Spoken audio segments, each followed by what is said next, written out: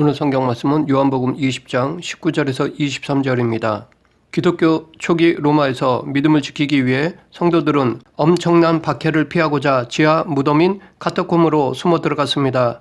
로마 근처에는 60여 개의 카타콤이 있었고 그 안에는 끝이 보이지 않을 정도로 엄청난 미로였습니다. 그런데 카타콤은 원래 죽은 시체를 장사 지내는 무덤이었기에 로마인들은 그곳에 오는 것을 싫어했습니다. 그러나 그리스도인들은 그 무덤에서 죽음의 두려움을 부활의 소망으로 이겨냈습니다. 그곳에 모여서 부활하신 주님을 찬양하고 자신들도 죽음을 넘어서 부활할 것을 믿으면서 살다가 하나님께서 부르시면 그곳에 묻혔습니다.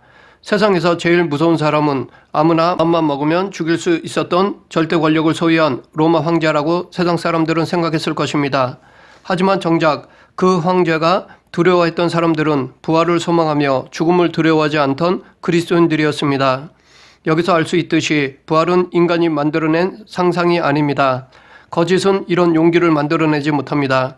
물론 신념으로 자결하는 사람도 있지만 그것은 오래가지 못합니다. 신념, 이념, 사상은 시간이 지나면 무너지고 새로운 것으로 바뀝니다. 하지만 하나님에 대한 신앙은 태초부터 지금까지 계속 이어지고 있습니다. 이렇게 끊이지 않고 계속된 이유는 성경은 진리이며 역사적 사실이기 때문에 그렇습니다. 예수 그리스도의 부활도 사실이기에 초대교회 성도들은 고난의 삶을 즐겨냈던 것입니다. 부활의 소망으로 로마 황제의 위협, 핍박, 죽음의 두려움을 극복했던 것입니다. 오늘 예수님의 부활 사건을 통해 지금 우리들에게 필요한 교훈을 살펴보겠습니다. 오늘 본문은 부활하신 예수님께서 도마를 제외한 다른 제자들이 모여있는 자리에 나타나신 사건을 기록하고 있습니다. 요한은 자기가 쓴 복음서에서 이 사건이 일어난 시점을 매우 자세하게 밝히고 있는데 이것은 예수님의 부활 사건이 역사적 사실임과 자신이 직접 목격한 증인이라는 것을 암시하는 것입니다. 예수님께서 부활하셨던 안식 후 첫날 제자들은 유대인들을 두려워하여 문을 닫고 모여 있었습니다. 이날 곧 안식 후 첫날 저녁 때에 제자들이 유대인들을 두려워하여 모인 곳의 문을 닫았더니 제자들은 자기들과 함께 3년 동안이나 동고동락하며 예수님을 따랐던 가룟 유다에 의해 예수님이 팔리셨고 결국 십자가에 달려 돌아가신 사건으로 인해 큰 충격과 두려움에 빠졌습니다. 그 충격과 두려움이 얼마나 컸던지 예수님이 부활하신 것을 목격한 사람들이 자기들에게 와서 그 사실을 전했는데도 그들은 두려움에 쌓여 있었습니다. 누가복음 24장에 보면 안식 후 첫날 새벽에 여자들이 준비한 향품을 가지고 무덤에 갔는데 예수님의 시체는 없고 대신 천사들을 만났습니다.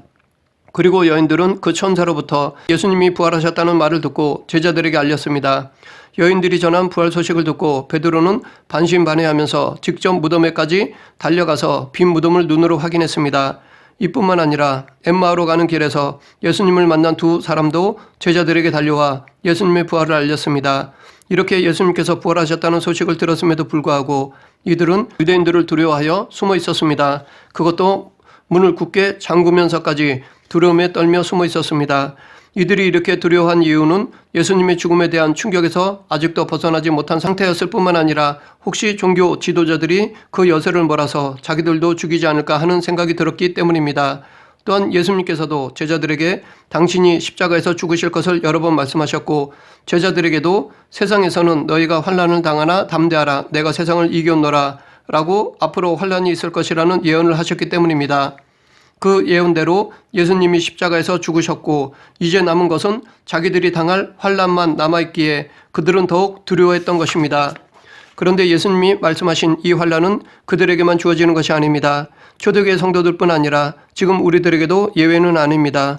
어느 시대이건 예수님을 믿고 따르는 성도라면 반드시 믿음으로 인한 환난을 당하게 되어 있습니다. 그래서 바울은 디모데후서 3장 12절에서 무릇 그리스도 예수 안에서 경건하게 살고자 하는 자는 박해를 받으리라 라고 하였습니다. 이 세상에 사는 동안 성도들은 핍박과 환난, 손해를 당하게 되어 있기 때문에 이 핍박과 환난, 손해를 각오하지 않으면 믿음을 지키기가 불가능합니다. 그래서 대부분은 이 핍박, 환난, 손해를 피하고자 세상과 적당히 타협하는 길을 모색합니다. 이원론 신앙생활을 합니다. 그런데 이것은 사탄이 원하는 것이고 사탄이 이 세상에 이루고자 하는 최고의 목표이기도 합니다. 우리는 두 주인을 섬겨서는 안 됩니다. 이렇게 이원론 신앙생활을 하는 것은 두 가지 사실을 확신하지 못하기 때문인데, 첫째는 이 세상 임금이라고 하는 사탄은 정작 패배자라는 것을 확신하지 못하기 때문입니다. 성경은 예수님이 이미 마귀의 사망 권세를 꺾으셨다고 증거하고 있습니다. 물론 그렇다고 마귀의 활동이 전면 중단되었다는 것은 아닙니다. 지금도 마귀는 우리들을 노리고 공격합니다. 하지만 예수님께서 2000년 전에 이미 마귀를 꺾으셨습니다. 부활하심으로 사망 권세를 이기셨습니다. 이미 승리하신 이 승리를 우리에게 허락하셨기에 우리는 마귀를 조금도 두려워할 필요가 없습니다. 우리는 담대하게 마귀의 공격을 대적해야 합니다. 둘째는 우리와 함께 하시는 예수 그리스도께서 최고의 권세를 가지고 계시다는 것을 확신하지 못하기 때문입니다. 성경은 예수님이 하늘과 땅에 있는 모든 권세를 가지셨다고 증거하고 있습니다. 이 모든 권세에는 이 세상뿐 아니라 영적 세계인 천사들이나 마귀의 집단들에 대한 다스림도 포함됩니다. 모든 권세를 소유하신 예수님과 함께하는 성도를 이길 권세는 존재하지 않습니다. 이 사실을 알고 믿는 성도는 세상의 어떤 두려움도 충분히 극복할 수 있습니다. 그런데 예수님께서 제자들에게 찾아오셨을 때의 몸은 신령한 몸이었습니다. 부활체였습니다. 우리는 그것을 문들이 닫혀 있는데 오신 것을 통해 알 수 있습니다. 부활하신 예수님의 몸은 인간의 육신처럼 장소에 제한을 받지 않고 어느 곳이든 자유자재로 다닐 수 있는 신비한 형태입니다. 그런데 누가복음에서는 제자들이 문들을 잠가 놓았다는 것이 생략되어 있는데, 요한이 이를 특별히 언급한 것은 자신이 직접 그곳에 있었기 때문이며 부활하신 예수님의 육체가 일반 사람의 육체와 다르다는 사실을 알려주기 위함입니다. 이 신비스러운 몸에 대해 사도 바울도 고린도전서 15장 44절에서 육의 몸으로 심고 신령한 몸으로 다시 살아나나니 육의 몸이 있은즉 영의 몸도 있느니라 라고 말했습니다. 여기서 말하는 신령한 몸이 예수님께서 부활하셨을 때 보이신 부활체입니다. 신령한 몸이라는 말에는 세 가지 의미가 있는데, 첫째는 하나님보다 열등하고 육에 속한 사람보다 우등하다는 의미와, 둘째는 하나님의 영에 의해서 지배받는다는 의미, 그리고 셋째는 자연 법칙에 의해 지배받는 존재와는 구별된다는 의미를 지니고 있습니다. 이것을 통해 우리는 우리가 앞으로 부활했을 때 갖게 되는 몸이 어떠할 것인가를 어느 정도 유추해 볼 수 있습니다. 이렇게 부활체로 찾아오신 예수님은 두려움 때문에 문을 닫고 모여있는 제자들에게 너희에게 평강이 있을지어다 라고 말씀하셨습니다. 예수님은 두려워하는 제자들에게 평강을 선포하셨는데, 요한복음 전체에서 예수님이 제자들에게 평안을 선포하신 것이 여러 번 있었습니다. 그 중에 요한복음 14장 27절에 평안을 너에게 끼치니 곧 나의 평안을 너에게 주노라. 내가 너희에게 주는 것은 세상이 주는 것과 같지 아니하니라. 너희는 마음에 근심하지도 말고 두려워하지도 말라 라고 말씀하셨습니다. 여기서 평안, 에이레네는 예수님의 승천 이후에 오실 보혜사 성령과 관련되어 있는 것으로 세상의 평안과는 전혀 다른 것입니다. 이 평안은 오직 예수님만이 줄 수 있는 평안입니다. 또한 요한복음 16장 33절에서도 이것을 너에게 이루는 것은 너희로 내 안에서 평안을 누리게 하려 함이라 라고 말씀하셨는데, 여기에서의 평안도 예수님 안에서만 주어지는 것입니다. 이 말씀을 종합하면 곧 평안의 주체가 예수님이심을 의미합니다. 이처럼 예수님만이 우리에게 참 평안, 안식을 주시는 분이십니다.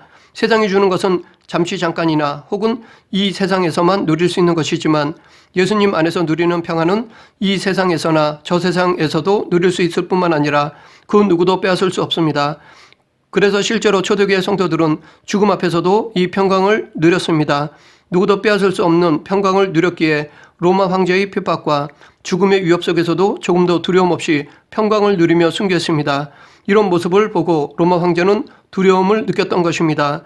그리고 계속해서 예수님은 제자들에게 당신의 손과 옆구리를 보이셨습니다. 그런데 병행 구절인 누가복음 24장 40절에서는 손과 발을 보이셨다고 말하고 있습니다. 이것은 서로 모순이 아니라 서로 보완하는 것으로 더 정확하게 말하기 위함입니다. 실제로 예수님께서는 제자들을 찾아오셔서 당신의 손과 발 그리고 옆구리를 모두 보여주셨습니다. 요한이 옆구리를 기록한 것에는 나름대로 의도가 있었는데, 첫째는 예수님께서 분명하게 죽으셨다는 사실을 강조하고자 함이었습니다. 이 의도는 이 복음서의 1차 독자들인 초대교회 성도들이 직면하고 있는 이단들 가운데 예수님이 죽으신 것이 아니라 기절했다가 살아났다는 주장을 하는 자들이 있었기 때문입니다. 이들의 주장을 반박하고자 요한은 누가복음에 빠진 옆구리를 강조했던 것입니다. 왜냐하면 실제로 옆구리에 손이 들어갈 만한 상처를 받고도 죽지 않을 사람은 없기 때문입니다. 둘째는 예수 그리스도께서 영으로만 나타나신 것이 아니라 이전에 약속하신 것처럼 육신으로도 부활하셨다는 사실을 강조하고자 함이었습니다. 이 의도도 초대교회가 직면하고 있던 이단 가운데 하나인 영주주의자들이 예수님은 진짜로 부활하신 것이 아니라 환상을 본 것을 착각한 것이라고 주장하자 이를 반박하고자 요한은 예수님의 창에 찔리신 옆구리를 강조했던 것입니다. 왜냐하면 육으로 부활했기 때문에 제자들이 만질 수 있었지 환상이었다면 만질 수 없기 때문입니다. 예수님의 상처를 본 제자들은 기뻐했습니다. 이 반응은 제자들이 예수님의 육체적 부활을 확신했다는 것을 보여줍니다. 그러나 병행 구절인 누가복음 24장 41절에서는 저희가 너무 기쁨으로 아직도 믿지 못하고 놀랍게 여길 때라고 말하고 있어서 본문과 맞지 않은 것처럼 보이기도 합니다.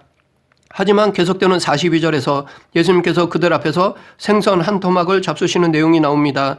이를 통해 제자들은 예수님께서 육체적으로 부활하신 것을 확신했고 그로 인해 그들의 마음에 기쁨이 있었을 것입니다.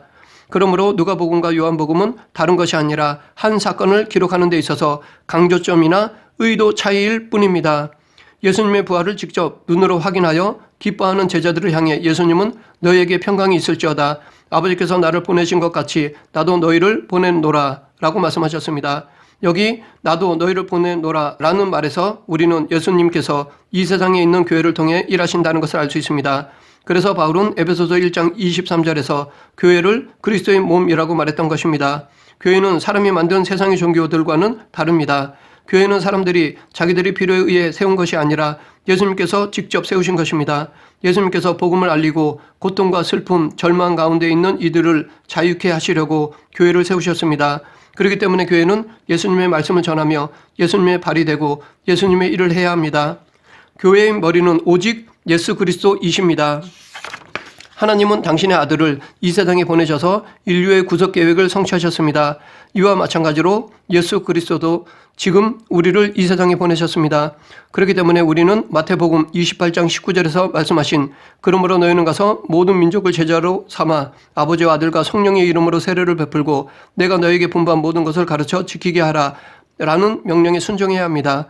교회의 본 사명은 이 예수님의 명령을 수행하는 것입니다. 그리고 계속해서 예수님은 그들을 향해 숨을 내쉬며 성령을 받으라 라고 말씀하셨습니다. 이것은 하나님께서 아담을 창조하실 때의 모습을 연상케 하는데 하나님은 흙으로 사람을 지으시고는 그 코에 생기를 불어넣으셨습니다.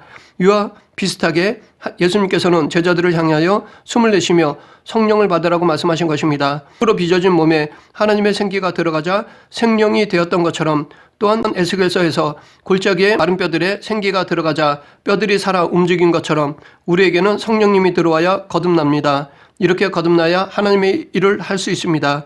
그래서 예수님께서는 승천하시기 전에 제자들에게 성령의 충만을 받기까지 예루살렘을 떠나지 말고 기다리도록 명령하셨던 것입니다. 누구든지 예수님께서 주신 사명을 감당하기 원한다면 반드시 성령님이 함께해야 합니다. 성령님의 인도를 받지 않고서는 그 어떤 사명도 온전히 성취할 수 없습니다. 그런데 예수님은 제자들에게 성령 받으라고 말씀하시면서 의미심장한 말씀을 덧붙이셨습니다. 그것이 23절 말씀인데 너희가 누구의 죄이든지 사하면 사하여질 것이요 누구의 죄든지 그대로 두면 그대로 있으니라 라는 것입니다. 이 말씀은 오해의 여지가 많습니다. 가톨릭에서는 이 말씀이 제자들로 대표되는 사제의 특권이라고 해석합니다. 그래서 이들은 죄를 사제에게 고해성사를 합니다. 그러나 이것은 그런 의미가 아닙니다. 인간은 누구도 다른 사람의 죄를 용서하거나 정죄할 자격이나 권한이 없습니다. 죄 용서는 오직 하나님께 속한 것입니다. 그렇기 때문에 가톨릭에서의 고해성사는 잘못된 것입니다. 하나님께서 제정하신 성례가 아닙니다. 이 말씀은 복음이 전파되었을 때 그것을 받아들이는 자와 거부하는 자에게 생기는 결과에 대한 관점에서 이해해야 합니다. 즉 사도들에게는 복음 증거의 사명과 권위가 주어졌고 사도들이 복음을 증거할 때 그 복음을 받아들이고 회개하는 사람에게는 죄를 용서받는 반면에 복음을 거부하는 자에게는 심판을 받게 된다는 것을 말하는 것입니다. 사도들에게 죄사함의 권세가 있는 것이 아닙니다. 한편 이것은 제자들에게 엄청난 책임이 있다는 것을 의미하기도 하는데 왜냐하면 만약 사도들이 복음을 증거의 사명을 소홀히 하여 누군가 복음을 듣지 못하거나 잘못된 교훈을 받게 되어 그 사람의 죄가 용서받을 수 없게 된다면 그것은 전적으로 사도들의 직무유기이므로 그 책임이 그에게 주어지기 때문입니다. 그래서 하나님은 에스겔 선지자에게 에스겔 33장 8절에서 가령 내가 악인에게 이르기를 악인아 너는 반드시 죽으리라 하였다 하자 내가 그 악인에게 말로 경고하여 그의 길에서 떠나게 하지 아니하면 그 악인은 자기죄악으로 말미암아 죽으려니와 내가 그의 피를 내 손에서 찾으리라 라고 말씀하셨습니다. 이렇게 복음 전파는 목숨을 걸고 해야 합니다. 또한 이 말씀 안에는 우리가 복음을 전할 때 사람들을 선별하여 복음을 전해서는 안 된다는 의미도 담겨 있습니다. 그리고 우리는 때를 어떤지 못 어떤지 할 수 있는 한 최선을 다해 사람들에게 복음을 전해야 한다는 의미도 담겨 있습니다. 예수님이 하신 이 말씀처럼 실제로 복음이 전파되는 곳에는 두 가지 대조적인 현상이 나타납니다. 복음을 믿고 세례를 받는 사람은 구원을 얻게 되고 반면에 믿지 않는 사람은 정죄를 받게 되는 것입니다. 이 세상 어디서든지 복음이 전해지는 곳에는 이 같은 현상이 일어납니다. 복음이 전파되기 전에는 누가 하나님의 자녀이고 또 누가 세상 자녀인지 구분이 분명치 않지만 복음이 전파되면 이것이 어느 정도 가시화됩니다. 신자와 불신자로 나뉘어집니다. 그러나 신자라고 다 참은 아닙니다. 그 안에도 알곡과 가라지로 나뉘어집니다. 하지만 우리는 알곡과 가라지를 함부로 판단해서는 안 됩니다. 그것은 마지막 때 하나님께서 하시는 것입니다. 말씀을 정리하겠습니다. 예수님은 부활하셨습니다. 죽으신 모습 그대로 부활하셨습니다. 그것을 확인한 제자들은 기뻐했습니다. 그런 제자들에게 예수님은 사명을 주셨습니다. 지금 우리도 예수님의 부활을 믿습니다. 그렇기 때문에 제자들에게 주신 사명을 우리도 받은 것입니다. 그러므로 우리는 2000년 전에 제자들에게 주신 사명을 지금 내 삶에서 감당해야 합니다. 예수님의 부활을 확신하며 저 천국의 소망을 가지고 땅끝까지 복음을 전하는 성도가 되길 간절히 축원합니다. 기도하겠습니다. 사랑과 은혜가 풍성하신 하나님 아버지, 부활하신 예수님을 보고 기뻐한 제자들처럼 부활을 믿는 저희들도 기뻐하며 이 부활을 전하는 성도가 되게 하여 주시옵소서. 땅끝까지 이르러 예수님의 복된 소식을 전하는 모든 성도들이 되게 하여 주시옵소서. 예수님 이름으로 기도드립니다. 아멘.